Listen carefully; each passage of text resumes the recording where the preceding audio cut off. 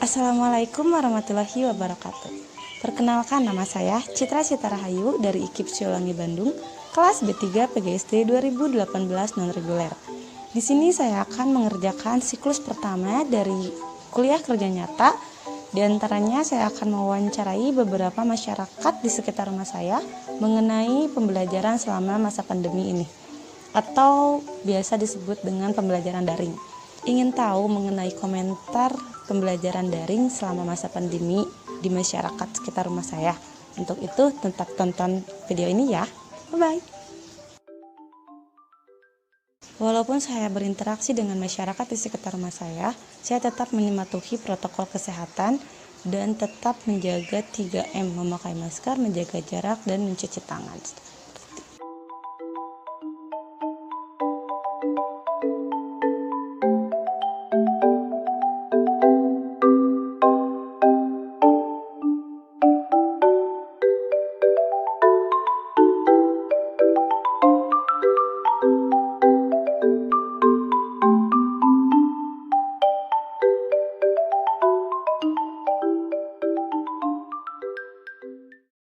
Assalamualaikum warahmatullahi wabarakatuh.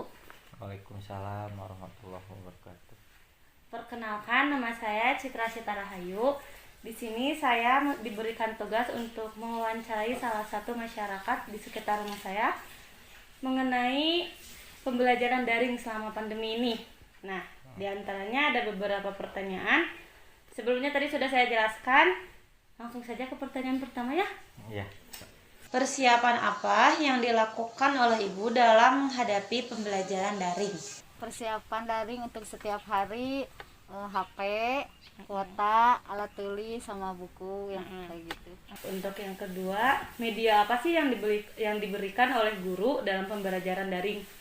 Kalau untuk sekarang medianya memakai itu YouTube, dari YouTube sekolah. Jadi ibu gurunya ngasih linknya mungkin Ngasih ke linknya grup. gitu langsung ya. Ada grup WA kelas sama buku tema. Terus kadang suka dikasih kayak video-video kayak gitu gak sih? Iya, suka kalau emang pembelajarannya praktek ya ada video praktek. Sesekali ada Zoom juga gitu. Oh, ada Zoom juga. Ah. Untuk pertanyaan ketiga, apakah dengan media yang diberikan oleh guru tersebut membuat pelajaran menjadi lebih mudah dipahami oleh anaknya? Kurang lebih dipahami karena tidak bertemu langsung dengan gurunya, prakteknya juga kurang. Iya, pasti. Jadi agak sedikit kurang efektif. Menurut adanya sih, selama daring mempunyai kesulitan enggak? Sedikit. Sedikit ada kesulitan. Pasti ya, mending sekolah di sekolah atau di rumah?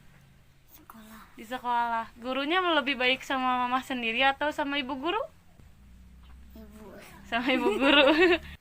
Emang kalau misalkan bicara lebih mudah, emang lebih mudah secara langsung aja tutup tatap muka gitu. Itu emang lebih mudah gitu. Kalau lewat voice note tetap aja orang tua yang harus memahami mah gitu. Oh, iya. Jadi kita sebagai orang tua harus menyampaikan kembali Iya, kepada gitu, anak. menerangkan kembali gitu. Nah, terus selanjutnya, menurut ibu, apakah pembelajaran daring ini efektif untuk anaknya? Tidak. Kurang efektif. Iya. Karena Tidak sesuai kalau jadwal belajar istirahat kalau di sekolah kan jadwal masuk belajar istirahat pulang. Kalau di rumah kan nulis sedikit udah Males. mau malas nanti gitu. lagi gitu. Iya. Jadi kayak kurang efektif dari sananya ya. Iya. Yang efektif mah tetap aja kalau sekarang mah menurut saya itu luring, lebih efektif luring gitu. Walaupun cuman misalkan dalam satu minggu cuman satu kali gitu.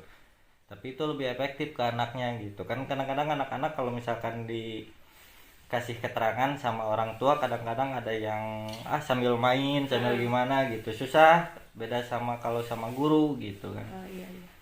Kurang efektif. Yang lebih efektif itu ya belajar di sekolah. Kalau daring itu di rumah kan sama orang tua kadang-kadang ada manjanya gitu anak. Jadi kan kalau di sekolah itu nurut sama bundanya. Kalau di rumah agak susah. Kadang-kadang kalau lagi gak mau ya udah gak mau. Kadang-kadang kalau dipaksa sampai nangis gitu. Sekarang apakah Bapak dan Ibu mempunyai waktu khusus gitu untuk belajar bersama anak? Kalau saya pribadi mah untuk waktu khusus itu susah, karena kan saya bekerja gitu, walaupun saya kerjanya serabutan gitu. Jadi kadang-kadang waktunya nggak nentu gitu. Kadang di malam hari, kadang pagi-pagi Tapi gitu. selalu dipantau. Selalu, kalau pantauan mah selalu gitu. punya Punya. Punya. Itu kira-kira biasanya dari jam berapa sampai jam berapa? dari jam 8 sampai jam 12 itu khusus untuk daring anak. Oh, dari jam 12 baru ya kita. Iya, Gitu. kerjain rumah. Kesulitan apa sih yang Ibu rasakan selama pembelajaran daring ini? Kesulitannya kalau nggak punya kuota. Dari kuota ya Dari paling. kuota kan, kalau daring kuota harus full terus kan, apalagi pakai media YouTube, apalagi Zoom. Jadi kalau kuotanya nggak ada, cuma kuota chat kan nggak bisa gitu. Terus kalau anaknya lagi nggak mood, susah gitu. Kesulitannya anaknya susah untuk ngerjain. Oh, kayak tadi. Kayak lama gitu. Kalau di sekolah kan kerjain ini. Iya, kayak tadi mungkin yang kata saya, kalau misalnya sama ibu sendiri berani untuk nawar Iya, kayak gitu, gitu. mungkin ya. Kesulitannya tetap di handphone. Jaringan. Pertama kuota. jaringan, terus iya kuota, terus selain itu juga kan handphone cuma satu gitu kan. Kalau saya bekerja nggak ada handphone di rumah, anak-anak kan bisa belajar kan Iya, gitu. betul. Tetap di sana kendalanya gitu. Terus kayak solusi dan tips apa sih yang ibu berikan kepada anak agar anak mempunyai keinginan untuk belajar gitu di rumah? Dikasih iming-iming. Udah Contohnya? saya kerjain dulu, nanti dikasih uang sekian gitu. Oh, nanti dikasih jajan gitu. Iya, Jadi kita gitu. harus pinter-pinter ini mungkin ya, ngolo gitu. Kalau saya mah anak itu bangun tidur, sehabis mandi itu jangan dulu Beraktivitas bermain lain. atau aktivitas lain. Udah sarapan langsung belajar itu aja gitu. Jadi kayak tadi punya jadwal tersendiri Iya gitu gitu. untuk Jadi belajar kalau dari misalkan itu. udah beres tugas-tugasnya baru boleh main keluar gitu. Paling kalau tipnya nanti kalau udah belajar nanti dikasih ini, kasih apa ya kesukaan dia gitu. Misal diajar. Jadi kayak mempunyai tips untuk yaudah ya belajar dulu, nanti dituruti mau dia apa gitu. Iya mungkin. gitu. Harapan untuk kedepannya pembelajaran selama masa pandemi ini, yang ibu Harapan ke harapkan. depannya semoga pandemi cepat selesai. Amin. Sekolah bisa kembali normal dengan tatap muka. Iya, seperti itu mungkin. Untuk adanya kira-kira mau tatap muka lagi? Mau? Ya. Oh, Iya. tatap muka lagi. Harapan yang ibu harapkan untuk kedepannya dalam keadaan pandemi ini belajarnya ingin kayak gimana? Biasanya kalau bisa gitu luring lagi, jadi biar di sesi kalau di sekolah, kalau luring kan anak belajarnya semangat. Beda sama di rumah, kalau ada luring pagi-pagi udah mandi, ayo belum waktunya berangkat sekolah udah ngajak ke sekolah gitu. Jadi saya harap mudah-mudahan walaupun masih pandemi tapi bisa luring di sesi juga nggak apa-apa, misalkan seminggu 2 kali atau 3 kali nggak apa-apa, itu yang Minimalnya penting. ya 3 kali pertemuan. Yang penting bisa luring lah, bisa di sekolah. Kalau di sekolah anaknya semangat gitu. Apa sih yang Bapak harapkan mengenai proses pembelajaran selama pandemi ini gitu untuk kedepannya? Ya untuk kedepannya bisa harapan mah tetap pengen bisa belajar tatap muka untuk anak-anak gitu. Minimal 1 minggu 3 kali mungkin Ya gitu ya. gitu, minimal 1 minggu 3 kali atau enggak gitu juga di jadwal, misalkan ada bagian pagi atau siang gitu kan, gitu setengah hari belajar juga nggak jadi masalah, karena anak-anak itu tetap bimbingan dari orang tua sama guru itu tetap berbeda gitu. Pasti. Kalau sama orang tua kadang-kadang anak itu berani melawan, berani gini atau Berani nawar, males gitu. iya gitu. Kalau sama guru kan nggak bisa gitu, nggak bisa ada tawar menawar lah gitu. Terima kasih untuk waktunya karena bersedia untuk diwawancara. Terima kasih untuk wawancaranya.